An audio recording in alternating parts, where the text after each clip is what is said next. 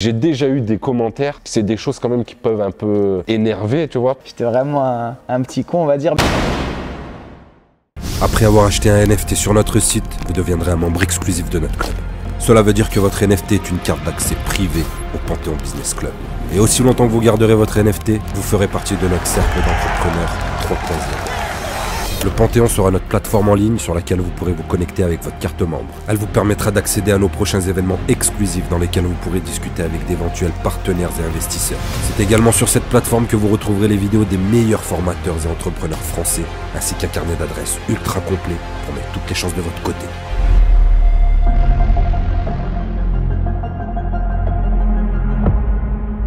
Salut à tous, bienvenue, c'est Alex et PJ et effectivement c'était pas gagné pour nous. On va vous expliquer un petit peu notre parcours, on va partir de l'enfance. Tu vas faire ton histoire, je vais faire la mienne, on va partir un peu de l'enfance. Vous allez apprendre plein de trucs que vous connaissez pas sur nous et vous allez savoir exactement d'où on vient et comment on a fait pour en arriver là aujourd'hui, pour être Alex et PJ de Bodytime, pour avoir créé cette chaîne YouTube là, la chaîne Alex et PJ, tout ce qui touche à nos business autour du fitness et voilà. Mais vous allez comprendre un peu vraiment d'où on vient. Voilà, on va commencer par le début. Au tout début, à la naissance. Je me souviens d'un coup, j'ai vu la lumière. On m'a sorti. Je suis né par césarienne. Donc déjà, c'est traumatisant, tu vois, d'entrée. Je suis arrivé, il n'y a pas eu de allez, ok.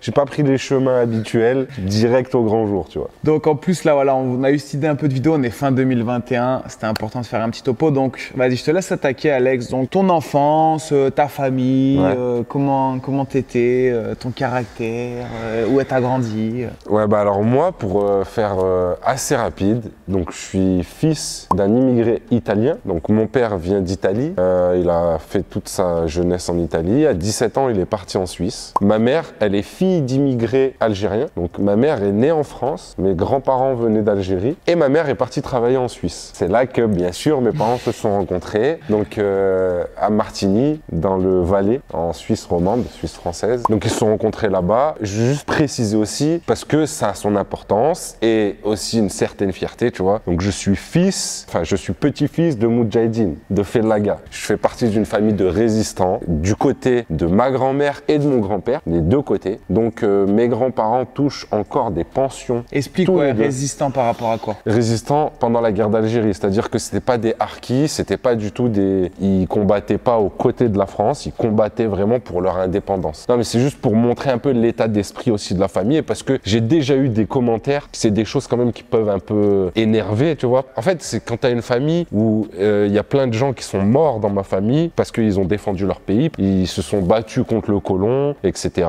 Quand il y a des gens qui viennent mettre harkis ou des trucs comme ça, qui est totalement l'inverse, c'est ceux qui combattaient avec la France contre les Algériens. C'était juste une petite aparté pour bien préciser d'où je viens, tu vois, qui je suis et tout. Je savais, toi, de ta famille, mais je savais pas que tu avais déjà eu ce genre de commentaires. Oui, j'ai déjà eu ce genre de commentaires. Il n'y en a pas beaucoup, hein, mais j'en ai déjà eu. Et puis il y en a parfois, ils pensent que, en plus, ils se disent, fils de harki, alors il a eu des avantages, tout ça, alors que c'est totalement l'inverse. Bref, donc, mes parents se rencontrent en Suisse.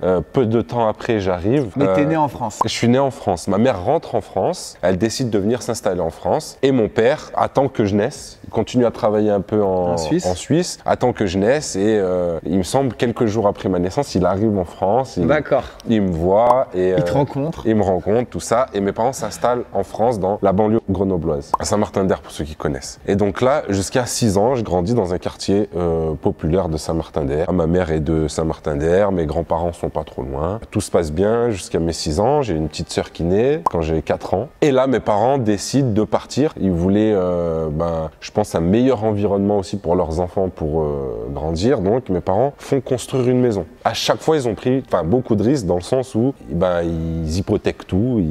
Mon père, à l'époque, il est pizzaiolo, donc cuisinier pizzaiolo chez un patron, une pizzeria, quoi. Et ma mère, elle travaille vendeuse chez Darty. Mes parents, ils n'ont pas fait spécialement des normaux, entre guillemets. Jobs normaux. Mes parents, ils n'ont pas fait de longues études. Ma mère, à un moment donné, elle a voulu travailler assez rapidement. Donc, elle est partie dans la vente. Et puis, elle s'est mise à Darty. Elle a évolué un petit peu à Darty, tu vois, de de poste, tout ça, c'était une bonne vendeuse. Mon père, lui, il a fait une école hôtelière style un peu BEP, tu vois, en Italie. Les deux, c'est des gens quand même assez malins, qui arrivent très vite à se faire une place, à se faire bien aimer, etc. Donc voilà, ils ont évolué un peu. Mon père dans la pizzeria où il travaillait, ma mère à Darty, et puis du jour au lendemain, ils décident de tout plaquer, de faire construire une maison. Mon père, il garde quand même son travail à l'époque, et ma mère, elle décide de devenir assistante maternelle. Donc elle change de métier. Rien à voir. Rien à voir, nouvelle formation, tu vois, il faut se former, etc. Et mes parents, ils font construire donc justement cette maison. Mon père, il travaille beaucoup dessus, avec il est bricolo, il est manuel, ton père. Oui, oui.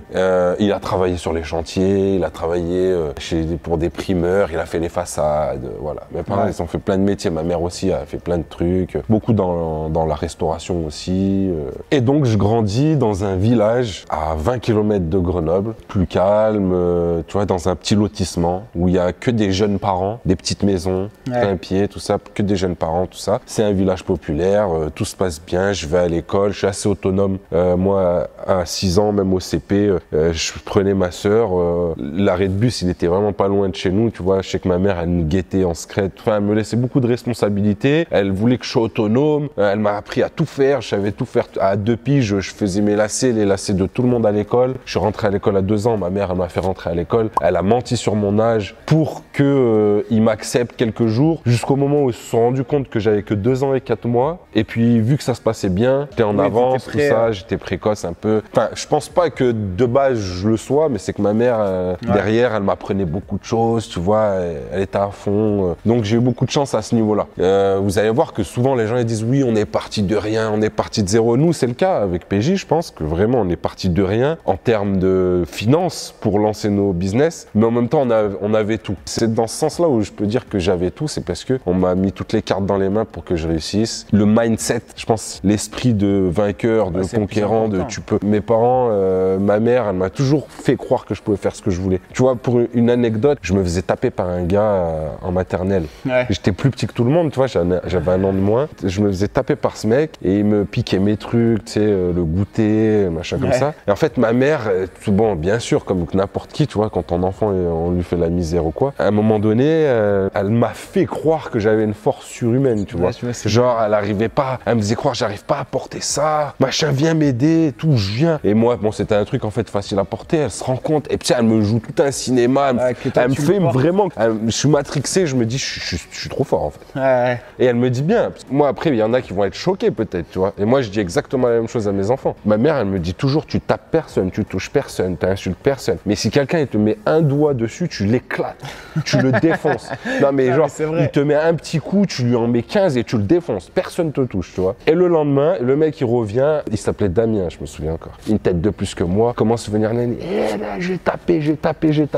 Et il était dans les buissons et je continue à taper et tout machin. Et bref, au final, sa mère qui est venue voir ma mère, tout ça, ma mère qui, bon, mes parents très jeunes parents, tu vois, donc un peu aussi, tu vois, direct, elle lui rentre dedans et puis ça se passe. Et puis à partir de ce jour-là, je me suis jamais laissé faire par personne. Et donc, je fais ma maternelle, primaire. À l'époque, j'ai pas trop la cote. Tu sais, c'est pas la mode d'être bronzé. Non, mais c'est vrai. C'est pas la mode. C'est venu après. Les gens commençaient à, tu vois, mais avant, et surtout dans le village où j'étais, c'était pas, voilà, j'avais pas trop la cote et tout, mais j'ai vécu une super enfance. Hein. J'étais très heureux. J'ai manqué de rien. Surtout mes parents, ce qui était important pour eux, c'est qu'on fasse des activités. Ils m'ont payé la MJC, le ski. Il y avait des sorties avec l'école pour aller faire du ski, pour aller en voyage scolaire, etc. J'ai toujours tout fait. Tu vois, mes parents, ils venaient, quand les parents ils devaient venir faire accompagner les enfants pour une sortie d'école ou pour lire un livre en classe. Mes parents, ils ont toujours été là. Ils jouaient beaucoup avec moi. Ils m'apprenaient beaucoup. Ma mère, elle me faisait beaucoup travailler, tu sais, les trucs d'école de l'année d'après. Les trucs de vacances, là, tu vois, que tu te dis, oh non, mais ça, moi, ils étaient faits, hein, et de l'année d'après. Quand j'allais passer, par exemple, en CE1, j'avais le livre du CE1 qui passait en CE2. Donc, voilà, elle m'a toujours fait travailler, elle m'a toujours mis des bonnes valeurs en tête, et surtout aussi, tu peux tout faire. Et il y avait le course-ton, il fallait que je gagne le course-ton, ou en tout cas que j'essaye de le gagner.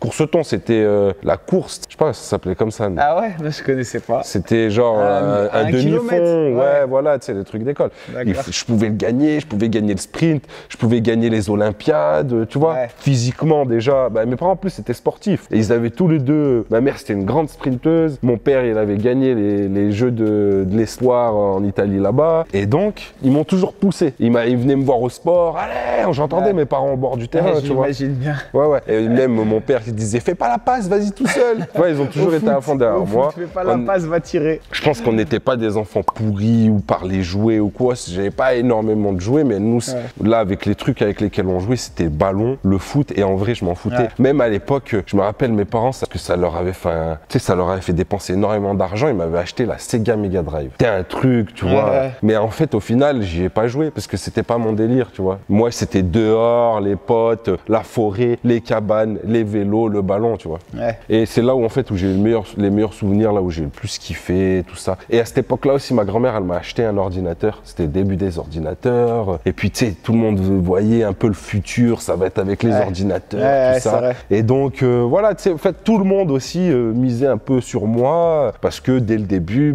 petit, je parlais très bien, je m'exprimais bien. Moi, j'étais sage, hein. Tu vois, on peut croire comme ça, ouais, je faisais des avec mes parents, j'étais super sage, avec mes grands-parents aussi. Et en fait, ils m'ont toujours mis en tête de les écouter eux. Tu sais, c'est nous que t'écoutes. Et le reste, en gros, tu sais, t'as d'ordre à recevoir de personne. Tu écoutes les professeurs à l'école, tu fais pas de bêtises, tu respectes les règles, tu te laisses pas faire. Si quelqu'un te tape, tu le tapes et tu vas poucave tout de suite derrière pour pas te faire. Non, mais c'était ça le truc. Le truc, c'était si quelqu'un te tape, tu le tapes et tu vas tout de suite dire il m'a tapé, je me suis défendu. Comme ça, on ne dit pas c'est toi et tout parce que ma mère elle me disait parce qu'il suffit que ce soit lui qui ait des marques ou qui saigne ou quoi, machin, on va dire que c'est toi qui as commencé. Donc, tu vas tout de suite te dire ce qui s'est passé. Et bref, voilà, j'ai une belle enfance. On arrive jusqu'au collège. Et là, mes parents, ils ont une nouvelle idée en tête. Ils veulent évoluer. À l'époque, moi, quand je rentre au collège, mon père, il doit avoir tout juste 30 ans et ma mère. Très jeune. Ouais, ma mère, elle a 33, 34 ans, tu vois. Et ils décident de tout hypothéquer, la maison qu'ils ont fait construire, tout ça, pour acheter un immeuble. Donc ma mère aussi, elle arrête son métier, tout ça. Et ils achètent un immeuble, en fait. Ils font le tour des banques. Je me rappelle encore à l'époque, hein, les rendez-vous sur les banques et tout, et les refus de crédit, les refus. Jusqu'au moment où ils arrivent, ils sont assez malins pour trouver un peu des solutions. Et ils achètent donc cet immeuble. Bon, il faut tout refaire, mais encore une fois, ils n'ont pas peur. Ils y vont et nous, on habite au-dessus. Après, vous avez divisé l'immeuble. C'est-à-dire qu'en bas, c'était le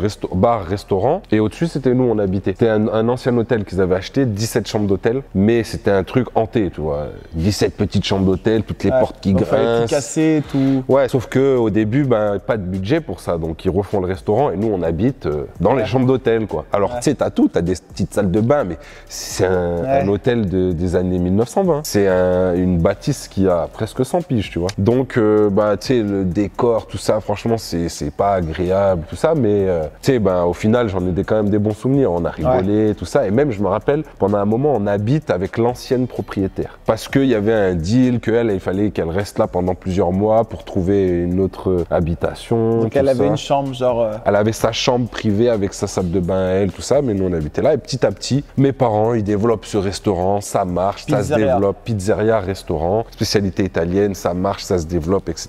Nous, on habite au-dessus. Et là, je pense que je commence à voir ce que c'est le commerce, l'entrepreneuriat. Mes parents, ils sont super bons commerçants. Moi, j'arrive à m'en rendre compte. Ils présentent bien, ils s'habillent bien, ils sont plutôt beaux gosses, ils sont jeunes, il y a du monde qui vient, ils sont très commerçants. Mon père, il a l'accent italien. Ma mère, elle est là, tu la vois à fond, elle gère, tu vois, elle est à la caisse, le bar. Ils n'avaient pas d'employés? Au tout début, il me semble pas. Après, ils en ont vite eu. D'accord. Ils en ont vite eu, mais c'était quand même une petite équipe pour des gros services. Mon père, il était aux pizzas, un peu bar et la caisse. Ma mère, service et cuisine et pareil, la caisse, tu vois. Et ouais, ils ont beaucoup travaillé. Après, la restauration, c'est compliqué, c'est difficile. Ouais, ça demande beaucoup d'heures. Ça demande beaucoup d'heures. Tu sais, tu travailles de tôt le matin jusqu'à assez tard le soir et tout. Mais je me rappelle quand même des belles années, ça tourne beaucoup. C'est des gens respectés dans le village.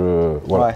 Et moi, je sais qu'ils sont partis de rien du tout, tu vois. Et j'ai toujours ça en tête. Et d'ailleurs, juste pour revenir un tout petit peu en arrière, c'est que mes grands-parents aussi, c'est une fibre qui se transmet, tu vois, parce que mes grands-parents qui viennent d'Algérie, qui sont immigrés algériens, aujourd'hui, j'ai une grand-mère, tu vois, qui a fait des trucs de fou. Si tu sais d'où elle vient et de quoi elle est partie, 6 enfants en 5 ans, avec la première à 18 ans, tu viens dans un nouveau pays, tout de suite après la guerre d'Algérie, et là, en fait, tu fais 6 enfants, et ma grand-mère, mon grand-père, ils ouvrent. C'est beaucoup ma grand-mère, qui était surtout sur les papiers, tout ça, tu sais, les démarches, les trucs. Ils ont ouvert des commerces, investissements locatifs. Et je te parle parle vraiment des gens qui viennent avec 0 €, hein, d'un autre pays, qui n'ont pas la nationalité. Qui était aussi très économe par rapport à maintenant. Très économe, très malin, très... Il faisait attention à tout. Il faisait attention, tout ça. Mais elle a fait de l'investissement locatif. Je veux dire, maintenant, elle vit, elle a des appartements, elle peut aider elle a un peu assuré ses sa petits-enfants, retraite. elle a assuré sa retraite. Comme j'ai dit, bah, ils ont en plus une pension. Ça, c'est arrivé des années après. Bien sûr,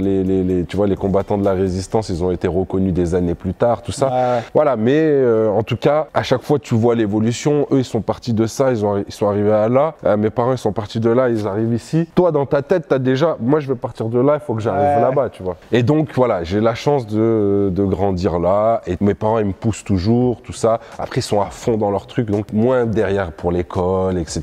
Et moi, à ce moment-là, le collège, je suis toujours un bon élève. Hein. J'ai toujours des bonnes notes, mais ça m'intéresse pas. Tu vois, vraiment, à part histoire, EPS, musique, parce qu'on rigole un peu, art plastique, parce que on fait rien, tu vois, on rigole. Le reste, ça m'intéresse pas, mais alors, vraiment pas, tu vois. Mais moi, j'ai quand même des bonnes notes et je fais quand même le minimum, tu vois, parce que je sais qu'il y a mes darons derrière et que si ça va pas à l'école, tu sais, on me coupe quand même pas mal de trucs derrière. Moi, je joue au foot, je fais beaucoup de sport. Ouais, ce que j'allais dire, niveau sport, tu faisais beaucoup de foot. C'est ça, moi, je joue au foot depuis que j'ai 6 ans. Voilà, et j'ai fait plein de clubs. Plein de clubs dans ma région, des bons clubs qui étaient un peu loin de chez moi. Mon père, il m'a amené, tu sais, entre le service du midi et le service du soir, il venait me chercher, il m'a amené au foot. Donc, ils ont beaucoup fait pour moi, tu vois. Ma mère aussi, bien sûr. Vraiment pour que, en tout cas, dans mon sport, je me développe. Et je fais du piano aussi. Je fais du piano. J'ai eu un choix, mais qui n'était pas trop un choix. Là, ma mère, à chaque fois que je dis ça, ça énerve un peu, tu vois. Mais en gros, elle nous a dit, est-ce que vous voulez tester le piano? C'est grave stylé, les gens imaginent. Tu sais, elle te le vend. T'arrives à un endroit, il y a un piano, il n'y a qu'un gars, il peut jouer, t'as trop la classe. C'est toujours c'est important d'avoir plusieurs cordes à son arc. Tu sais, elle nous a toujours rabâché ça. Il faut savoir faire plein de trucs, il faut savoir s'adapter dans toutes les situations, à tous les styles de personnes. Il faut savoir s'exprimer, adapter son discours. Quand tu es avec quelqu'un comme ça, bah, tu peux parler de manière familière. Quand tu vois. Et je me rappelle que déjà, même à l'époque, c'est des trucs que les profs ils disaient à ma mère et tout, il s'exprime, mais vraiment, c'est incroyable. Et bref, elle m'apprend ça, tout ça. Et on fait du piano. Donc moi, je dis oui, bah écoute, je veux bien faire du piano, tout ça. Elle me dit, par contre, si vous faites un an, à la fin de l'année, je vous repose la question. Si vous voulez continuer, vous allez jusqu'au bout, vous passez votre diplôme. Parce que c'était une école de musique où tu vas passer ton diplôme. D'accord. Tu sais, c'est pas un truc vite fait où une chorale, tu vas chanter et tout. Non, c'est un truc classique pour aller au conservatoire, etc. Tu passes ton brevet de piano à la fin. Donc tu t'engages sur 7 piges si tu dis oui. À la fin de l'année, encore une fois, on a le choix, mais on n'a pas trop le choix. Genre, bon, alors, est-ce que vous voulez faire du piano et être grave stylé dans la vie? Je vous le résume un peu comme ça. Être grave stylé dans la vie, avoir plein de flèches à votre arc, que tout le monde soit affolé de vous, machin, nana, ou être des grosses merdes et vous faites pas de... Tu vois, en gros, c'était ça. C'était pas vendu comme ça, c'était beaucoup plus subtil. Mais oui, maman, bah ok, on peut faire du piano. Et ma soeur, elle fait du piano. Et puis en plus, ma mère, elle force parce que dans l'école de musique, il y a plein de monde qui veut faire du piano. Mais ça les énerve parce que eux, ils font des orchestres, des trucs comme ça. Dans un orchestre, il y a un piano. Et il y a je sais pas combien d'instruments avant, machin. Et donc le piano, tu sais, ils veulent le réserver pour, tu vois. Et ma mère, elle force et on fait du piano. Et en plus de ça, elle sait que le piano, ça coûte cher. Payer les cours de piano, c'est très cher. Acheter un piano, c'est très cher. Mais mes parents, ils font l'effort. Et tu vois, en plus de ça, bah, j'ai commencé le piano avant qu'ils aient le resto. Hein. Donc, tu vois, à partir du moment où ils ont eu le resto, ça a commencé à marcher un peu. On a eu un peu plus d'argent. Mais avant, je veux dire, ils n'avaient pas spécialement d'argent. Tu sais, c'était quelque chose, quoi. Je veux dire, c'est eux, à mon avis, ils se privaient de trucs pour que nous, on puisse le faire. Et donc, on fait du piano, on va jusqu'au bout. C'était super chiant. J'ai détesté. Maintenant, je suis content quand même de savoir jouer un peu du piano et j'ai envie de m'y remettre maintenant, tu vois. T'as vu, la dernière fois, je t'en parlais et j'ai envie de m'y remettre maintenant. En fait, c'est parce que je suis tombé dans une école très classique avec un enseignement super à l'ancienne et strict et pas du tout kiffant. J'ai jamais joué des trucs qui me plaisaient à l'époque, tu vois. Ouais, c'est dommage. Ou très très peu. Tu peux intéresser les jeunes avec des morceaux plus intéressants. Exactement. Et le peu de fois où je l'ai fait, ben... où on m'a fait jouer des morceaux un peu stylés et tout, bah, j'ai grave kiffé. Et bref, donc on fait du piano et je pense que ça m'a quand même apporté une certaine rigueur, une certaine écoute sur la musique, la rythmique, tout ça. Et derrière, tu vois, j'ai fait de la musique, même si j'ai pas joué du piano, je pense que ça m'a beaucoup aidé. Et donc bref, bah, comme je disais, hein, j'ai une adolescence après, bien, je grandis au-dessus d'un restaurant. Alors c'est chiant quand même parce que mes parents, ils ont juste à ouvrir la porte qui mène aux escaliers, à crier Alex descend et je dois descendre et je dois donner un coup de main à mes parents. Et voilà, je sais tout faire un peu, ils m'apprennent à tout faire, tu vois, et les pizzas, et le bar, et encaisser, le service, un peu la cuisine aussi, ranger les stères de bois parce qu'on faisait les pizzas au feu de bois, aller jeter les verres, tu sais, dans les trucs à verre là, j'ai la par brouette, hein. Mes parents, il y avait du monde hein, qui venait, hein. Donc les bouteilles de vin, toutes les consommations de bouteilles en verre, j'allais à coups de brouette et je jetais ça, tu vois. Donc là, je vois déjà mes parents comment ils sont et tout. Moi, je suis grave fier. Hein. Je dis la vérité, je suis grave fier à ce moment-là. Et puis, mes parents ils achètent une belle voiture à l'époque, un Freelander. C'est l'équivalent de l'Evoque maintenant, Range Rover Evoque. D'abord, ils achètent un gros 4x4. Après, ils achètent ça. Après, une BM cabriolet. Et je me rappelle le jour où ils viennent me chercher avec une 325 CI noire, intérieur cuir beige. Ils venaient de la recevoir. Magnifique. Michael Jackson à fond. Parce que mes parents, comme je te disais, tu sais, ils sont beaux, ils s'habillent bien, tout ça. Et ils aiment bien aussi, tu vois. Pas se montrer, pas frimer, mais ils se cachent pas, tu vois. Et d'ailleurs, il y a des gens qui racontent à l'époque que c'est des trafiquants de coke, qu'ils brassent de ci, qu'ils brassent de ça, parce que ça parle vite, tu vois. Et ils sont jeunes et ils roulent en machin. Et encore une fois, hein, c'est pas une vie de luxe non plus, hein. Mais d'où ils viennent et là où ils arrivent à ce moment-là, tu vois, ça fait parler parce qu'ils sont super jeunes.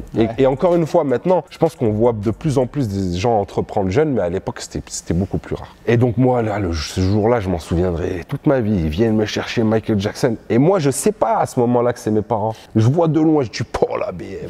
Ouais, c'est mes parents. Je passe le truc, je marche en slow motion ce jour-là et je rentre dans la voiture et tout. Et bref, on part, machin. Et voilà, j'ai grandi un peu tout mon collège, tout ça. Après, voilà, comme je disais, mes parents étaient à fond dans le resto, tout. Donc l'école, ils font attention, mais quand même un peu moins qu'avant, tu vois. Et moi, ça m'intéresse pas. Et je pense qu'à ce moment-là, en plus, c'est encore mieux, tu vois, parce que moi, ça m'aide aussi à réfléchir, à voir ce que j'ai envie de faire. Et en fait, je me rends compte que tout ce que j'avais en tête, parce que moi, ma mère, elle me mettait en tête, tu sais, qu'est-ce que tu veux faire? Chirurgien ou avocat. Je me dis, en fait, non, ça me fait pas kiffer. Moi, j'aime bien ce qu'ils font, mes parents. Peut-être pas dans la restauration, parce que je me rends compte, c'est chiant. Tu commences tôt le matin, tard le soir, les mains dans la plonge et tout, ça me saoule, tu vois. Et je me rappelle, moi, à cette époque-là, je regardais un peu Triple X, tu vois, avec Vin Diesel. Putain, les baraques. Tu vois, mon père, il m'a déjà amené dans des salles de sport, de muscu. Moi, je le trouve monstrueux, mon père. Je le trouve énorme, il a des bras énormes, tu sais, il me porte comme ça, tu vois.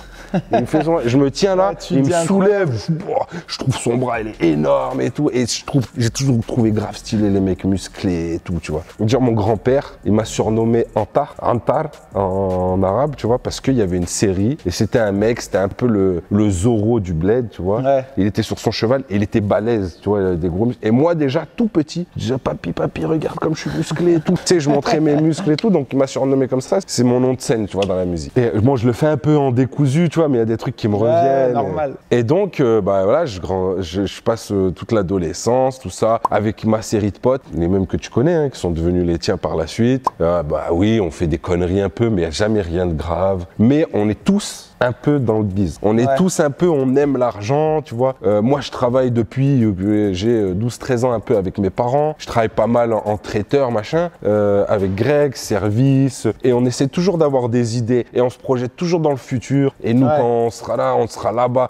On est toujours en train de dire, on fera ça ou ça comme bise. Et si ça marche pas, on fera ça. Et de toute façon, s'il y a 30 piges, on n'est pas blindé, on ira braquer. Tu vois, des conneries à la con, tu vois. Mais oui, parce que ça te paraît tellement loin, 30 ans. Que... Ouais, ça me paraît tellement loin. Et donc, je me régale avec mes potes. J'ai une motocross. Tu sais, je suis autonome. Je peux aller de partout. On va en ville. Je m'achète des sapes, tu vois. Je suis pas blindé. Je suis pas en truc de marque de la tête aux pieds. Mais quand même, tu vois, j'ai des belles pièces. Non, franchement, mes parents, quand je travaille, derrière, ils sont reconnaissants. Mais ils me montrent quand même la valeur du travail. J'ai pas des sous pour rien. Genre, j'ai pas de l'argent de poche, tant d'argent, sans rien faire, tu vois. Mais par contre, je fais, Et non, franchement, pour ça, c'était strict chez moi. moi. Hein. C'était strict dans le sens, tu sais, faire bien ranger, je laissais rien traîner. Jamais tu parles mal à tes parents, jamais tu lèves le ton, jamais, tu vois. Je respectais de ouf mes darons et j'avais peur que de eux. C'est-à-dire les flics, les machins, je m'en foutais. J'avais juste peur qu'ils aillent voir mes parents. Tu sais, à l'école, à machin, je faisais pas de bêtises, je faisais pas de conneries, juste parce que je voulais pas que mes parents en sachent, tu vois. Mais j'étais pas non plus j'étais un rigolo, moi, tu vois, un bavard, et je faisais rire un peu les gens, tu vois, j'étais un peu, mais j'étais pas genre à mal parler ou à pas défier physiquement. Non, pas insolent. Ma sœur plus. Ah ouais? Vanessa plus. Mais elle est différente, tu vois. Beaucoup plus émotive, beaucoup plus. Et puis je pense qu'elle était beaucoup plus précoce aussi que moi, tu vois. Ouais. C'est-à-dire, elle est vraiment. Je pense qu'elle, elle est un peu surdouée, tu vois. Moi, je pense que j'étais doué. Ouais. J'étais bon à l'école, tout ça, mais je suis pas un surdoué. Mais je pense que je suis un malin. Tu vois, de petit, j'ai toujours su me faire aimer, un peu, tu vois, en quelque sorte, pas manipuler les gens, mais faire en sorte qu'on m'aime bien pour obtenir aussi ce que je veux par la suite. Et voilà, tu vois. Je suis proche de ma famille, de mes grands-parents, et je vais voir souvent, et mes parents. Je fais attention quand même que... Et puis même, tu sais, je veux vraiment que les gens autour de moi, et puis leur rendre un peu tout ce qu'ils m'ont donné. Moi, j'ai eu beaucoup d'amour. Je suis le premier petit-fils de... Tu vois, je sais même plus combien on est, mais on est au moins 20 du côté de ma mère. Moi, je suis le deuxième en tout, mais je suis le premier garçon. D'accord. Ça compte beaucoup aussi, tu vois, les garçons, surtout à cette époque-là. Surtout que mes grands-parents, ils avaient eu 5 filles et un garçon. Ouais. Derrière, enfin le premier petit enfant, c'est encore une fille. Ouais. Et puis moi, j'arrive derrière, assez proche, tu vois. Donc, ouais, j'ai toujours été un peu chouchouté et tout. Voilà, je suis l'aîné quand même de la famille, et pour mes parents, et pour mes grands-parents, et des deux côtés. Et en plus de ça, on m'a toujours mis en exemple et tout. Et moi, tu sais, j'ai toujours voulu les rendre fiers. Ça a toujours été un truc très important pour moi. Je pense que ça compte plus que tout, l'argent, tout le reste. Les rendre fiers. Ouais, les rendre fiers. On arrive à la fin du lycée, tout ça. Ma dernière année de terminale, moi je suis quelqu'un de très confiant quand même. Et je pense que tu as vu ce que je te disais là, quand ma mère elle me dit toujours ouais, toi tu peux réussir à faire ça, tu vas réussir à faire ci, et t'es le meilleur, et t'es le plus beau, on me répète tous les jours que je suis beau, que ceci, que cela, tu vois. Et je pense aussi que ma mère elle a tellement peur qu'on me fasse de la peine à un moment donné, parce que tu sais, même petit et tout, tu vois, comme je te disais, tu vois, je suis pas à la cote de fou. Donc elle me met ça en tête et tout, donc je suis confiant, tu vois, dans la vie je suis confiant, machin, et même quand j'arrive l'année du bac, pour moi le bac c'est easy. Je te dis la vérité, j'habite juste à côté du lycée à cette époque-là. Mais vraiment juste à côté. J'habite à 400 mètres à pied. J'arrive tous les jours 2 heures en retard. Tu sais, j'écoute rien. J'ai un cahier pour toutes les matières. Et ça me saoule. Mais alors, ça me saoule. Il n'y a qu'en histoire ou quand il y a un sujet qui m'intéresse en éco. Parce que moi, j'ai fait un bac ES, comme toi. Bac ES et SP, SES. Ouais. Donc vraiment, éco. Donc, t'as un coef 9, sciences politiques, ouais. Et donc, il y a juste le cours de sciences politiques qui m'intéresse, un peu l'économie, l'histoire, les langues un petit peu, parce que ça va, tu vois. Voilà, je me dis, ça peut me servir, et puis voilà. Mais le reste, philo, en tout cas, comme c'est enseigné, alors que je pense que c'est des sujets par la suite qui peuvent grave m'intéresser. Ça dépend beaucoup du prof, ouais. Ça dépend beaucoup du prof. Et ils ont un programme à suivre, les profs, tu vois. Et je loupe mon bac. De beaucoup ? Non, j'ai 9,93. Et genre, j'ai 9,93 avec le rattrapage. Hein. Et normalement, t'as 9,93, ils te donnent le bac. Ils te le valident, ouais. Ils te le valident, ils regardent juste ton dossier. Sauf que moi, ils regardent mon dossier. C'est pas de l'arrogance, c'est pas machin, mais énormément d'absence, retard, n'écoute pas. Oui, ça donnait pas envie de te donner. Il a des capacités, c'est dommage, et ceci et cela. Donc, j'ai pas un très bon dossier. Et donc, j'ai pas le bac à ce moment-là. Et là, je sens que je déçois, tu vois. Je déçois beaucoup mes parents. Je dis, et je me fais virer de mon lycée. Ah, ça pique. Je me fais virer parce que trop d'absence. Et on me renvoie dans un lycée presque en Savoie, donc loin de chez moi. Vraiment genre à combien de temps ? À 35 km de chez moi. Ouais. Mais 35 km, direction la Savoie, pas direction Grenoble. Et je me retrouve avec un autre pote à moi qui lui a redoublé une fois de plus encore. Ouais. Donc lui, il a 1 an de plus, il est en wago. On arrive au lycée en wago, grosse musique. Et comme je te disais, je travaillais moi déjà à l'époque, tu vois, j'avais un peu de sous, donc bien sapé. Ouais. Et puis on était un peu les mecs de la ville, tu vois, qui arrivaient là-bas, tout ça. Et bref, je passe cette année-là, grave des bons souvenirs et tout. Et là, j'ai mon bac quand même, avec mention assez bien à ce moment-là. C'est rattrapé. Et donc je passe mon bac ES, je l'ai et tout. Et je sais pas trop ce que je veux faire. Et l'année d'avant, j'étais allé voir la conseillère d'orientation et elle m'avait dit, donc j'avais quand même un truc précis en tête, qu'est-ce que tu veux faire et tout. Je lui ai dit, écoutez, moi, j'aime le commerce. je sais pas, j'aimerais bien avoir une salle de musculation. Tu sais, elle me dit, c'est précis et tout, pourquoi et tout. Elle me dit, bah, moi j'aime bien le commerce, j'ai pas envie d'être dans un bureau ou faire des papiers toute la journée, j'ai envie de faire plein de trucs différents. Mes parents ont un commerce, c'est la restauration, mais j'aime bien, mais bon, c'est difficile la restauration. Et en fait, dans ma tête, je lui dis pas ça à elle. Si mon métier c'est d'avoir une salle de muscu, c'est sûr je vais être musclé. Ouais. C'est sûr je vais être musclé. Tu t'es dit, je couple les deux, j'aime le taf. Bah ouais, je vais être beau gosse, je vais être musclé, c'est sûr. Et en plus de ça, je peux gagner de l'argent. Et en fait, dans ma tête, c'est quand t'as un business, il n'y a pas de limite. Tu peux en ouvrir un deuxième, un troisième. Je sais que mes parents, à l'époque, ça marche bien le restaurant et qu'il y a des gens qui viennent leur proposer d'ouvrir un numéro 2, tu sais, dans une autre ville, dans un autre machin. Je sais qu'il y a plein d'ouvertures quand t'as un business. C'est possible, Et donc, je lui dis ça et elle me parle du desk métier de la forme. Donc, je garde ça en tête. Mais vu que j'ai pas mon bac, je peux pas faire le desk métier de la forme. Je refais mon bac l'année d'après. Je vais faire les tests d'entrée au desk métier de la forme. Mais encore une fois, j'arrive trop confiant. Ma mère, pendant l'été, non, juste avant, elle m'inscrit à la salle de muscu parce qu'elle est à la salle de muscu. Ma mère, je te dis, hein, mes parents, ils aiment être stylés, tu vois. Mes parents, ils muscu et tout.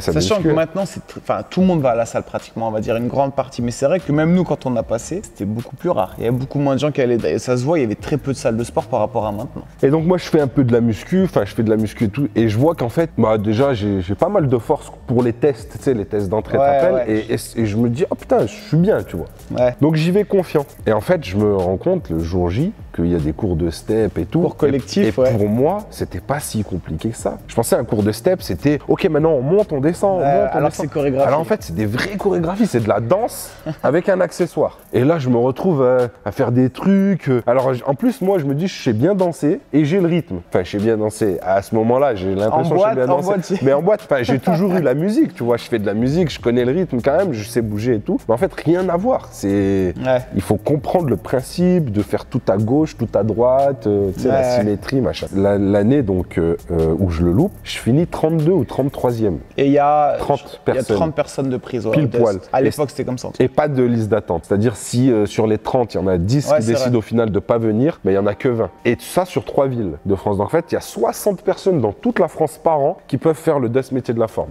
Et ben j'arrive 33e et je suis dégoûté. Et là, je me dis, qu'est-ce que je vais faire? Et j'ai un an devant moi, j'ai pas envie de faire d'autre chose. Je me dis, bah je vais travailler, je vais faire des sous et je me représenterai l'année prochaine. Et c'est ce que je fais. Et là, je vous invite à voir la vidéo que j'ai fait sur Alex et PJ. Vous allez voir tous les métiers que j'ai fait. Beaucoup de chantiers, beaucoup de trucs et tout. Mais je vous laisse découvrir ça. Et après, bien sûr, arrive l'année suivante où je passe les tests d'entrée. Je suis sélectionné. Je rencontre Monsieur PJ à la fac de sport. Tu sais que je me souviens de toi et de Romain aux sélections. Ah ouais? Ouais, sur les escaliers là du Dust. Je me souviens, il y avait un truc en fait. D'ailleurs, Romain, s'il regarde cette vidéo, il va rigoler. Romain Babillon. Que tu sais, t'avais une partie orale. Il était monté non, c'était pas à l'oral, il était monté pour un test ou quoi, je me souviens plus. Et il était redescendu, on lui avait dit, ils t'ont posé quoi comme question et tout, il avait pas voulu dire. Non. Tu lui avais posé la question, genre tu lui avais dit, t'as dit quoi ce et tout. chien. Et il avait dit, je peux pas te dire, je vais t'avantager sinon et tout. Et je me souviens parce que on était là, mais il y avait plein de monde, parce qu'on devait être 100, 110 pour passer ces tests. Et je me souviens parce que ça m'avait marqué, je m'étais dit, ce bâtard, mais en même temps, j'aurais peut-être fait pareil. Parce que t'es là pour être pris aussi. C'est vrai, c'est vrai. Ouais, c'est vrai. Romain, t'avais pas lâché le morceau. Bâtard. Et puis voilà, on arrive au lycée, à la fac, et puis après tu connais toute la suite. Hein. Déjà, pourquoi cette vidéo aussi, on a voulu dire ça? Parce que comme tu disais tout à l'heure, il y en a plein, ils disent je suis parti de rien, je me suis fait tout seul et tout. Et en fait, je trouve, moi, ça m'énerve un peu, c'est que c'est pas vrai. Déjà, quand tu es né en France, t'as quand même pas mal de chance. Je veux dire, pour réussir, on a quand même de tout. Et moi, c'est la même chose, c'est-à-dire que moi, ma mère, elle est née en Italie, mais elle est venue très jeune en France. Mon père, il est né en France, dans l'Aveyron. Ma mère, en Italie, c'est un peu en dessous de Rome. Et en fait, ils sont venus, parce que moi, mes grands-parents en Italie sont venus, ils avaient 45-50 ans, ils ont eu ma mère assez tard, ils sont venus en France pour d'abord mon grand-père pour le travail, et après quand il a réussi à avoir pas mal de jobs, donc c'était après la Seconde Guerre mondiale, et la France, il faisait venir pas mal d'Italiens, et quand ils sont venus, en fait, ils ont vu qu'il y avait du travail, il a ramené toute sa famille. Et déjà, tu vois, comme tes grands-parents, ce que je voulais dire, c'est que, tu sais, maintenant, on a tendance à beaucoup se plaindre, et ça, mais t'imagines, je me suis toujours dit, moi, mes grands-parents, à 45-50 ans, ils changent de pays, ils parlent pas la langue, ils ont 8 enfants, ils amènent les 8 enfants, il y en a aucun qui parle la langue. À 45-50 ans, ils ont dit? Ouais, ma grand-mère, elle était de 1919 et ils sont venus en 50.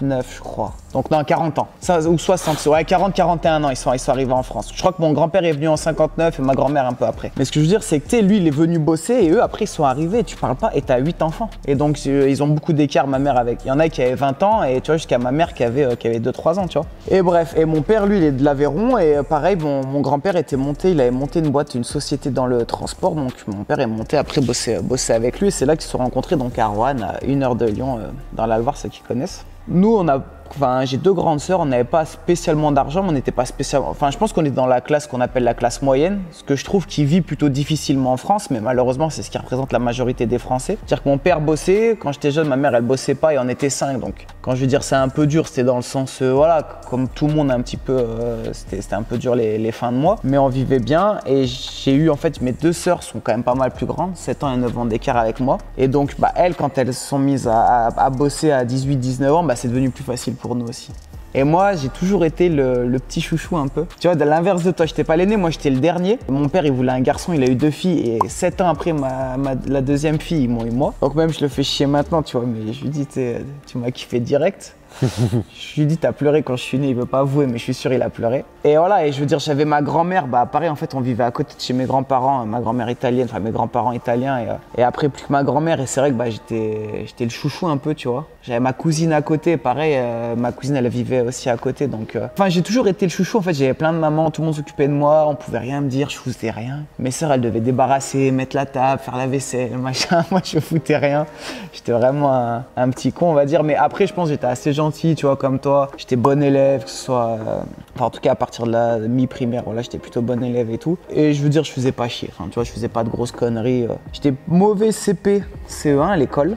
Et en fait, je démarre le CE2, le premier trimestre, et ma mère, elle me dit, si tu finis dans les 3 premiers, je te donne 50 francs à l'époque. Et j'ai fini 2e. Déjà, la patte du gain. J'ai bossé comme un ouf. Et en fait, ouais, je pense, parce que, alors, c'est même pas l'équivalent de 10 € maintenant, mais je veux dire, j'avais 7-8 ans. Et ouais, c'est ça. Et 50 francs pour moi à l'époque, et j'ai acheté que des bonbons. C'est quoi Saint-Exupéry dessus, il me semble? Ouais, je crois bien, ouais. Je me souviens. Et genre, c'était un truc de ouf. En fait, j'ai bossé ce premier trimestre, je finis 2e et ma mère, après, elle m'a dit, tu vois, en fait, t'es capable. Parce que CP, j'ai failli redoubler. C'est rare, tu vois, de redoubler le CP. C'est que vraiment, j'avais du mal, tu vois, à l'école. CE1, genre, j'avais 11 de moyenne. Tu sais, au CE1, normalement, t'as quand même des moyennes assez hautes, tu vois. Et CE2, et après, en fait, j'ai toujours eu des bonnes notes après. Tu sais, elle m'a dit, maintenant, tu arrêtes de te foutre de ma gueule, tu vois, c'est facile, t'as bien compris. Donc voilà. Donc après, j'ai fait toute la primaire, collège même, j'étais plutôt bon, tu vois, 6e. Genre, j'étais même premier de ma classe, je crois, toute la 6e et tout. Et en fait, après, je me suis un peu reposé sur mes lauriers, tu vois. Donc petit à petit, en fait, au collège, j'étais de moins en moins bon, on va dire, mais j'étais quand même toujours dans les premiers, tu vois. Dès que genre, ma mère, elle voyait, pas forcément les notes, mais elle voyait que j'étais plus dans les 5 premiers, elle allait me dire, tu fous de ma gueule, tu sais. Donc je rebossais un petit peu, je pense que je comprenais assez vite, ça me plaisait pas de ouf, mais je comprenais assez vite, voilà, j'avais pas trop de difficultés. J'étais pas un gros bosseur chez moi, genre je faisais pas trop mes devoirs et tout, mais en classe par contre j'écoutais. Comme tout le monde, tu parlais un peu et tout, mais je pense qu'en classe, pour un élève au collège, j'écoutais plutôt bien, tu vois. Et je comprenais assez vite, donc j'avais pas besoin forcément de bosser chez moi. Toi, tu faisais du foot, moi je faisais du basket. Et moi j'ai eu de la chance aussi, c'est que c'est dans un truc un peu résidentiel, tu vois, donc une petite maison. Mes parents, ils ont acheté cette maison, enfin même pas, c'est mon grand-père. Mon grand-père avait un petit peu de sous parce qu'il avait un... Garage? Il avait un garage et en fait, tu sais, il faisait du transport. Donc, il a commencé avec un camion tout seul.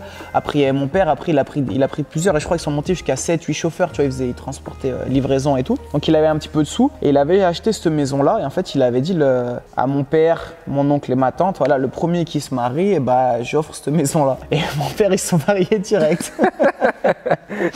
Non, donc voilà. Et en fait, donc, ils avaient eu la chance d'avoir une petite maison. Voilà, c'était vraiment une petite maison, mais sans crédit. Où je crois que mes parents, je sais plus exactement, mais genre ils devaient payer le terrain et mon grand-père faisait construire ou l'inverse, tu vois. Et en fait, moi quand je suis arrivé, il y avait que 3 chambres dedans. Enfin non, il y avait que 2 chambres. Une pour mes sœurs qui dormaient ensemble et une pour mes parents. Et donc moi j'arrive, je fais chier, donc ils ont dû tout casser, créer en fait un salon dans le garage, créer une nouvelle chambre et tout. Donc moi j'ai un peu fait chier. Et donc là il y a eu des travaux, donc là mes parents ont dû faire un crédit, tout ça. Et donc voilà, c'est dans cette petite zone un peu pavillonnaire. Et je veux dire, voilà, des petites maisons mais très bien. J'ai la chance, c'est que j'avais plein de potes autour en fait qui étaient en primaire avec moi et on jouait tous au basket ensemble. Moi j'ai toujours kiffé le sport, le basket, puisque ma mère était sportive, elle faisait du basket. Et donc dès petit j'allais tout le temps temps voir les matchs et tout machin. Et en plus, c'est beaucoup dans la culture de Roanne aussi. Ouais, il y a beaucoup, ceux qui connaissent le basket, il y a la chorale de Roanne et c'est vrai qu'il y a beaucoup de basketteurs, je pense, par rapport à la ville. Et puis, il y a plein de clubs et puis, tu vois, tous mes potes, je veux dire, il y avait forcément des gens qui jouent au foot, mais beaucoup jouent au basket. Et moi, je kiffais ça.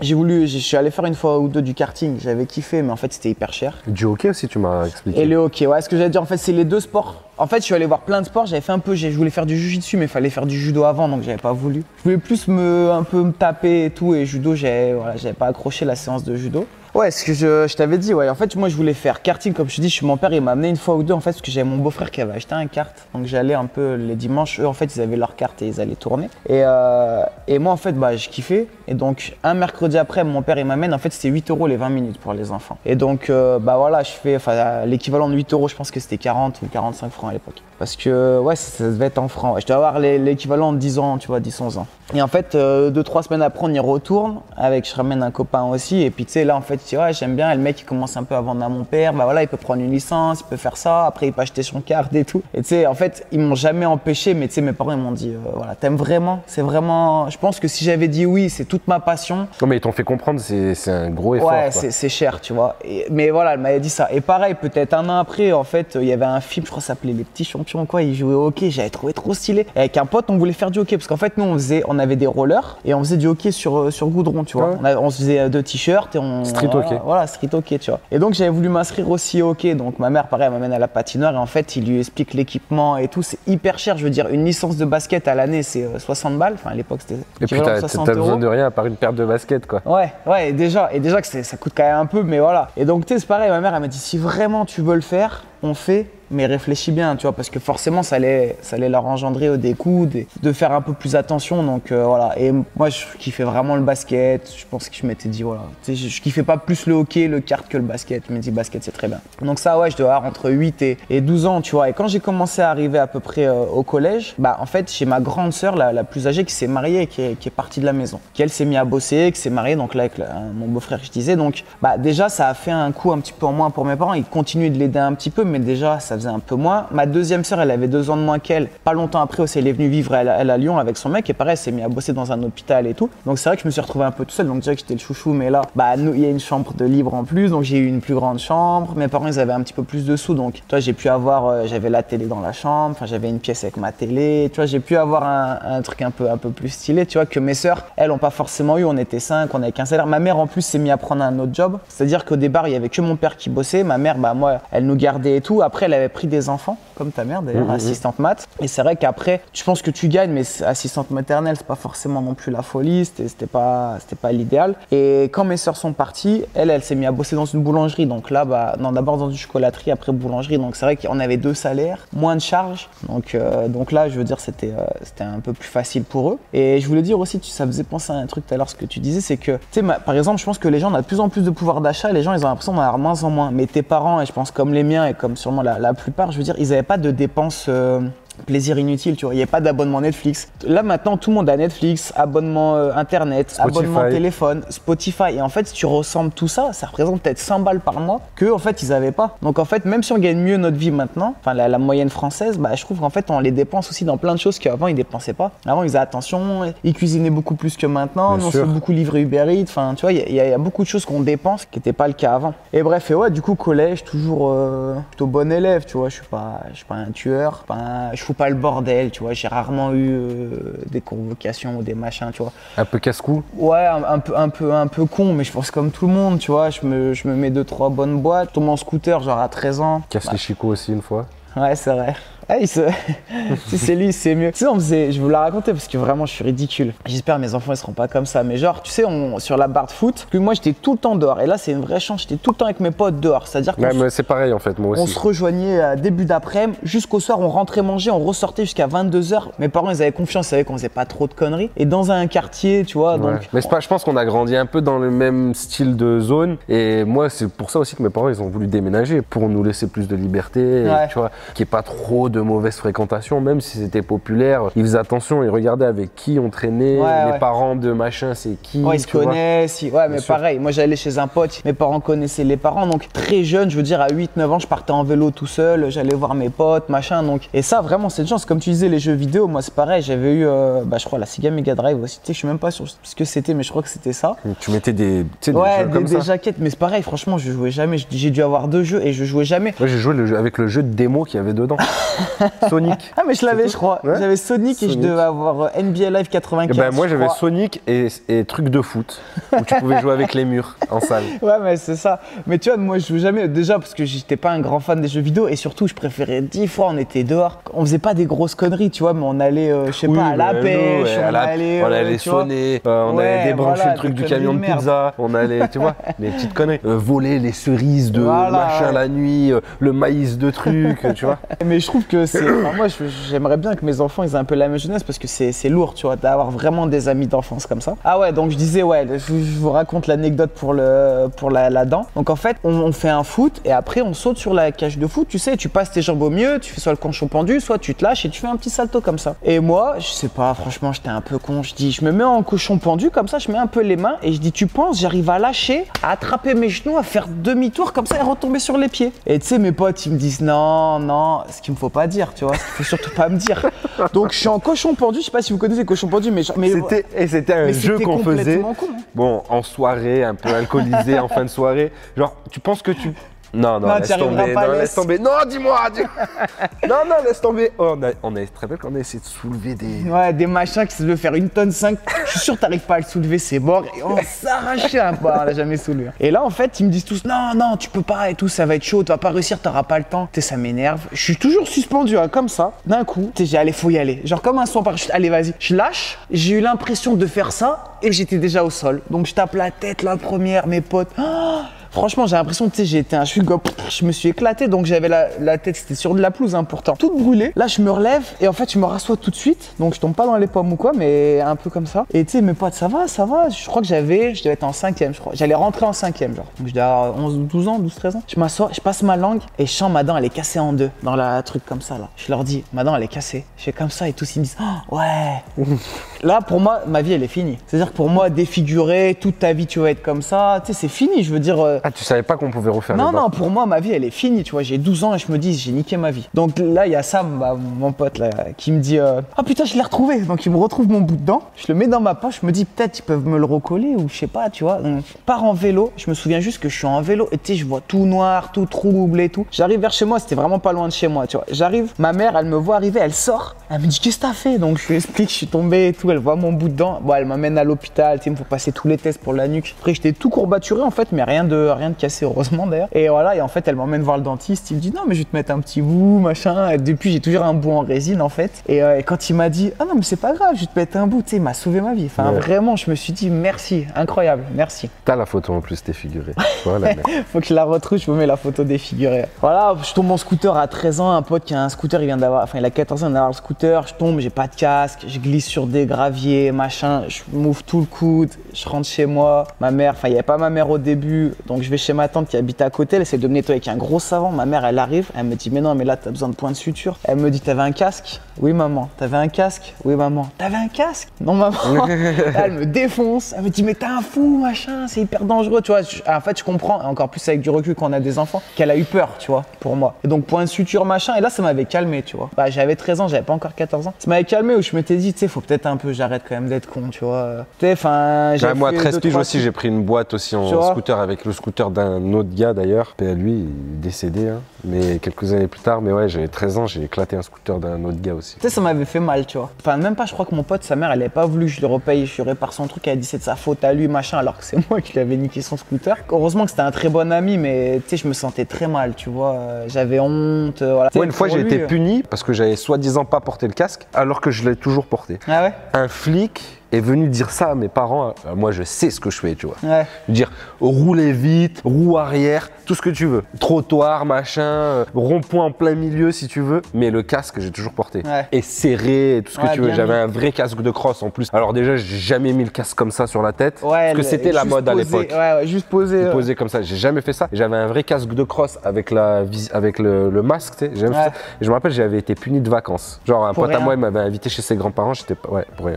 J'ai jamais su pourquoi il avait fait ça, ce flic. Ouais, des fois, t'as fait une queue de poisson ou t'as fait un truc. Et bref, voilà, donc je fais tout mon collège comme ça. Lycée, pareil, je fais ES aussi comme toi, option Sciences Po. Donc, lycée, en fait, c'est cool. Je crois que ça a changé maintenant. Ouais, non, ils ont tout changé, je crois, maintenant. Mais en fait, ES, c'était économique et social. Ouais. Il y avait S, scientifique, ES, économique et social, et L, littéraire, pour tout ce qui est général. C'est ça. Moi, franchement, en français, j'étais pas très bon. Maths et tout, j'étais plutôt bien. Donc, tu sais, genre, les conseillers me disaient, mais fais S, ça t'ouvre plus de portes. Je leur disais quoi? Ils me disaient, bah après, pour aller à la fac. Ouais, mais quoi, par exemple? Toujours ça, en fait, parce que c'était un peu le plus prestigieux. Mais bon, si tu veux pas être médecin ou dans la science.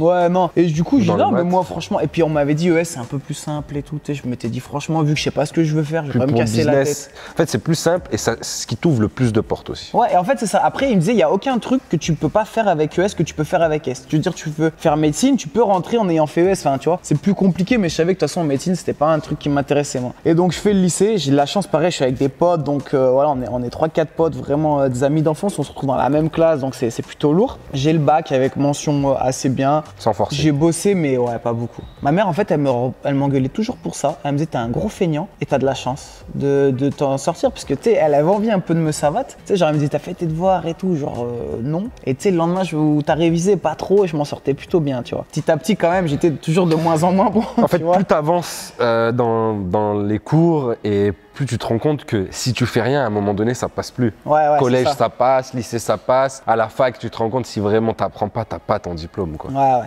exactement. Ça me plaisait pas de ouf, donc c'était compliqué. Et là, je savais pas quoi faire. Et en fait, je me dis, tiens, je vais faire prof de PS. Tu vois, donc pareil, avec Sam, un ami, on a fait la seconde à la terminale ensemble et tout. Je dis, vas-y, viens, on fait prof de PS. Donc on part à la fac à Saint-Étienne. Et là, première année, par contre, grave stylé. Parce que licence entraînement. Licence, ouais. D'abord, en fait, t'as les 2 années d'abord qui sont simples, c'est-à-dire tout le monde fait les mêmes. Donc première année, en plus, ça tombe à ce moment-là, il y a plein de grèves et tout, machin. Donc, parce qu'ils diminuent le nombre de profs de PS en France. Donc, on fait les trucs, tu vois, c'est un peu lourd. J'ai mon appart à Saint-Étienne, c'est payé. Bah, comme mes parents, ils avaient pas beaucoup d'argent. Genre, je touchais le max au niveau du Crous et les APL. Ouais, moi aussi. Quand j'étais à la fac, je touchais Magnifique, tu sais. Je sais pas si c'était 360 ou 460 du Crous. Je crois que, moi, c'était un peu plus de 400, donc ça devait être 460, ça. Ouais. Le max, plus les appels. Donc, c'est pas comme Lyon, quoi. Tu sais, à Saint-Étienne, tu vois, on était en coloc. Bah, je veux dire, les appels, ça me payait quasi la totalité de. J'avais l'impression, je veux dire, de gagner ma vie à être étudiant, tu vois, parce que les 400 €, moi, que je touchais du Crous, mes parents, ils me les laissaient. Et je veux dire, bah, ça me payait mes trajets, ça me payait ma bouffe. Tu vois, donc j'étais bien, tu vois, d'être étudiant. J'étais en fac de sport, donc j'avais option basket. On jouait 4-5 heures au basket par semaine avec le prof. Je veux dire, on faisait que du sport, donc c'était lourd. Les cours, moi, je kiffais de ouf. C'était l'histoire un peu du sport, c'était sociologie du sport, c'était comment éduquer des enfants via le sport. Donc voilà, première année trop lourde. Deuxième année, je kiffe aussi de ouf, je prends une option qui s'appelle APA, activité physique adaptée. Tu sais, pour les personnes handicapées et tout ça. Je trouve trop lourd, donc je me dis dans le sport, en fait, il y a plein de choses. Il y en a qui sont partis dans de la création, même pour Nike, création de basket. Donc je me dis, il y a un panel dans le sport qui est incroyable. Et moi, en fait, les profs, ils m'orientent quand même un peu. Ils me disent, voilà, pars plutôt, au lieu de faire APA ou quoi, pars plutôt prof de PS, voilà. Donc la troisième année, je prends ce qui s'appelle l'option à l'époque éducation et motricité pour être prof de PS. Et là, je fais un stage. Donc pareil, franchement, dans l'ensemble, sur les 3 années, j'étais plutôt bon, je veux dire, je passais large. Et je fais un stage en fait et ça me plaît pas de ouf, tu vois.